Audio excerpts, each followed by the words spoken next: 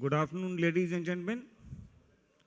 A warm welcome to you all for the technical session on maintenance of ship and machinery. We have four speakers taking part in this technical session. The panel is chaired by Rear Admiral C.S. Babu Rao, Vishesh Seva Medal. Admiral Babu Rao is an alumni of 57th Defense Service Staff College. He completed his graduation in engineering from Naval College of Engineering, Lonavala. He was commissioned in Indian Navy on 5th November 1987. The flag officer has held various challenging appointments in his career, spanning over 34 years.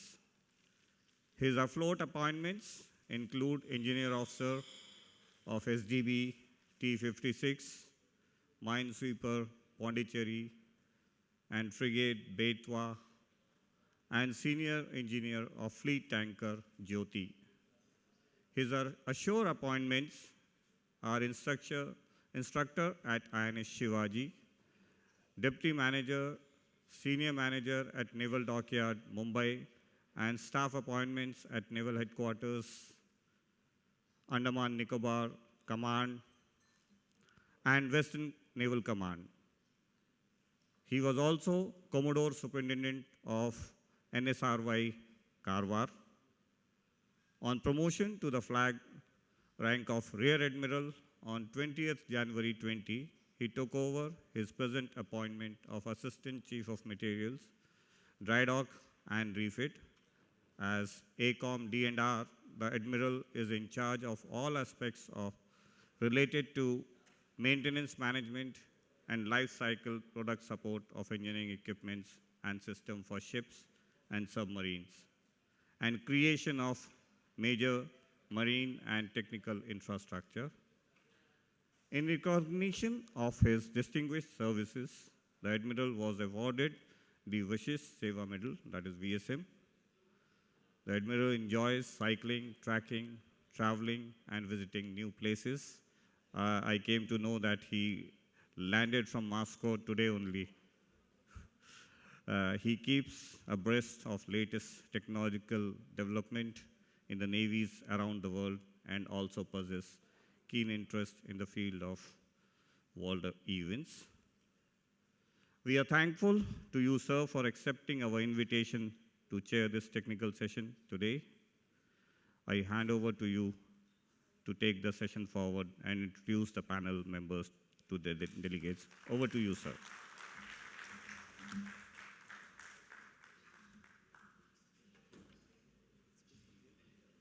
You can sit there and speak as convenient to you.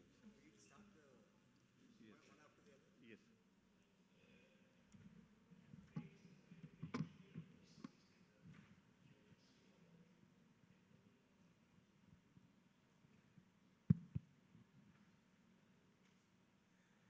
Thank you, Mr. Bhatnagar, for a brilliant introduction about myself. I was wondering whom is he talking about. And I can see that after a beautiful session, a very interactive session on human beings who sail the seas, now when it has come to the turn of the machinery, we have been relegated to the last session of on the last day of a 3-day conference, to be followed by a dinner. I don't know how much attention span all of us will be able to devote to this point. Of course, the men below number 2 deck, as we call it in the Navy, for the engineers are called the men below number 2 deck, marine engineers. So we always get the last preference. So I think that is what has happened in our session also. To be fair to the organizers, it was actually at my request that this session was relegated to the last. It was scheduled in the earlier part of the day because as Mr. Bhatnagar brought out that I'm fond of traveling. I mean, somebody had put it down in my CV that I'm fond of traveling. So I caught a flight from St. Petersburg yesterday, and via Istanbul and Delhi, I landed up here early in the morning. So I may be a little groggy, and if the session chair falls asleep, please excuse, and I hope the authors will continue speaking. Okay. So we will start. These are four papers. They are all disparate topics in itself. One is on conditioning monitoring system, advanced insights into the health of diesel engines, authored by Mr. Uday Purohit, who needs no introduction.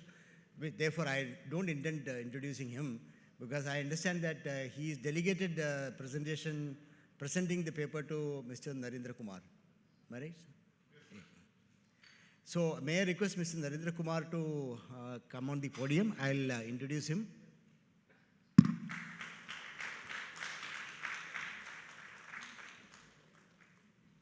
Yeah. So, you'll be speaking from there? No, you can stand there. I will introduce you. So, actually, Mr. Bhatnagar had made a précis of the introductions which the authors themselves had given, but it is not doing full justice to the authors. So, I have the full details.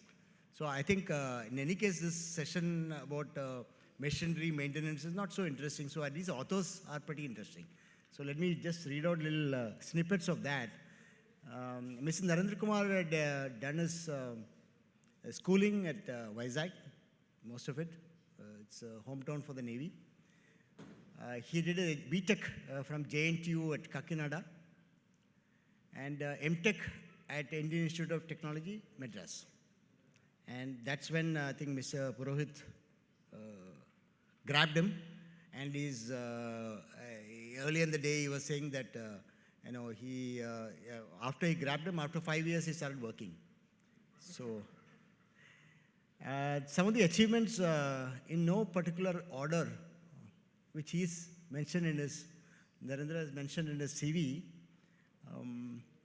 When he was doing his JNTU Kakinada, he was General Secretary for an event called ASEN 2K14. What is ASEN 2K14?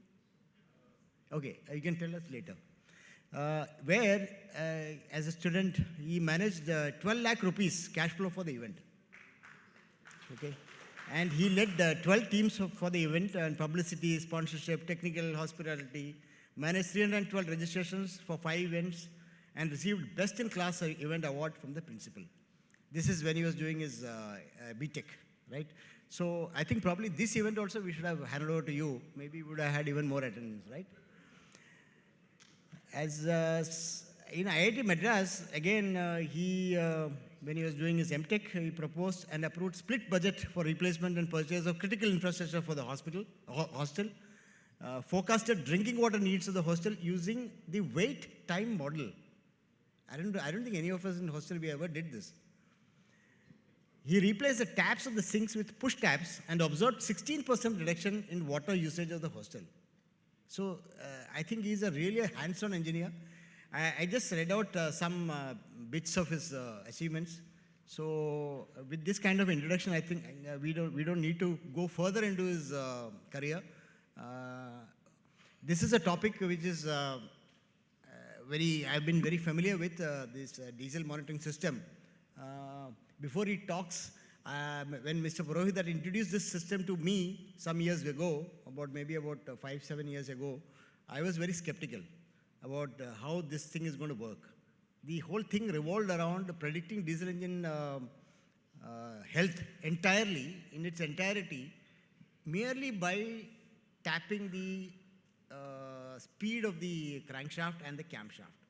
So I said this is not feasible. So I was a skeptic about 7 years back. I am still a skeptic, although my team in the meantime has gone ahead in the Navy and introduced the system, and they are all gaga about it. Maybe after listening to Narendra, maybe I will also change my mind. Narendra, all yours.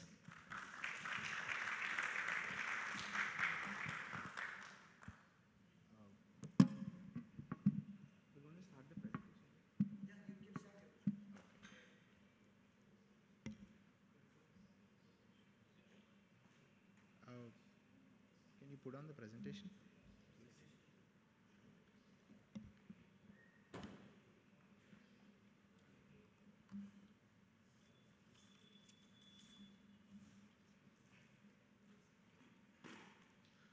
So, Good evening, one and all. Uh, Respected dignitary Baburaj sir has introduced me briefly. So, I'd like to take you through the diesel and gas engines condition monitoring system. So, before we go into that, uh, science is understood, researches are performed, theories are discovered, and then products are finally built. All of this is to improve the life of mankind. Among such great technologies, WIP 360 is truly one that can revolutionize the life of engines and engineers. In short, what does WIP 360 do?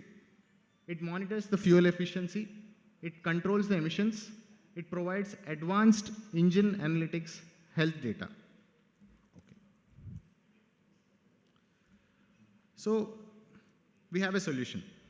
But what is the problem? Let's look at the problem first. So, making operations and maintenance sustainable was what was intended from us, and these were the problems that were in front of us. The pressure to reduce emissions because we wanted to make the world greener, and increase or sustain fuel efficiency to beat rising fuel costs. The fuel costs are increasing, and then we still need to keep our operating costs in control. So we'll have to do something in order to put them down, and we have a technology that will help in doing that. And one of the things we keep talking about is moving from PMS to CMS, and it is time we want to move from PMS to condition-based technology, and I will show you how we can do that. And also prevent expensive breakdowns.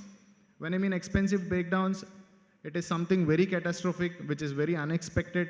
You may recall to your ECM alarms, which are probably helping you do that, but how do we actually do reduction of the preventive breakdowns? We'll go there.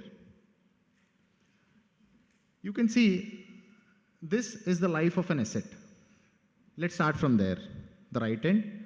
You can see the white portion over there, and that white portion is where the ECM, engine control monitor, provides an alarm. And then the operator mostly starts acting on it and then shuts it down, calls the OEM, calls the service provider, asks them to do the maintenance. And then there'll be some time before the service partner would come in there.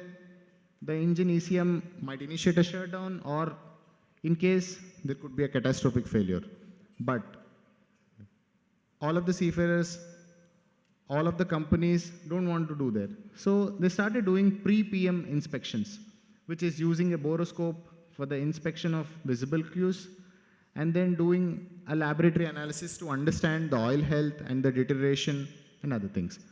Now, we wanted to move a step ahead. There are companies that are talking about taking in the pressure data, temperature data into consideration and trying to plot them, have years of data, do artificial intelligence and all of that. And they wanted to move a little further. But that's already an yellow zone. So in that zone, there is already a defect, and that is propagating, and you will be able to track that and act on it. But you will not be able to find a root cause or stop the deterioration. So we wanted to move a little ahead, which is where we are, torsional vibrations. So torsional vibration, identification of the torsional vibration is identifying the root cause of the problem, and identifying the root cause of the problem even before the deterioration has moved further. So how do we do that? So when we mean speed, we're talking about torsional vibration, we suddenly jumped into something big. Okay, let's go slow. Torsional vibration is nothing but identification of speed of the flywheel and then breaking it down into quadrants in order to identify the mishaps in the movement of the crankshaft through a flywheel, and then breaking it down into quadrants to identify the torsion or the problems in it. You can see this. Let's suppose this is a flywheel. There are multiple teeth into it. I'm breaking them into a number of quadrants, which is dependent on the number of cylinders of that particular engine. And then I'm observing problems that are located between H and A and B, B and C, C and D, and D and E, all of them. And then the information in one quadrant is directly related to the problems that are appearing in a particular cylinder. So this is how we can pinpoint a particular cylinder and show a particular defect and the overall engine condition using speed data. When I mean speed data, it is simple RPM data and nothing else. No expensive sensors. Nothing expensive hardware is required in order to do this.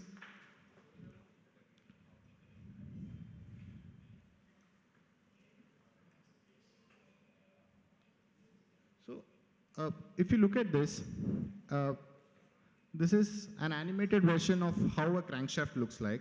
You can see this, that let's consider those yellow ones as injection and then those valves in the blue color as compression. So compression valves. And let's say there's a problem in one of them. And that will directly affect the piston there. And that will affect the connecting rod there. And the connecting rod finally goes on to that flywheel. And then the flywheel's actual movement is disturbed, which means the center line of axis of the movement is then shifted, which means there is a stress on the bearings, there is a stress on the damper immediately, and the stress is directly then, if not absorbed by the bearings and damper, is then transferred onto the gearboxes, then onto the propeller, and we know that there are torsions that are coming on from the propeller as well. So when there are torsions coming on from propeller, there is torsional vibration coming on from the engines because of the defects like injection and compression.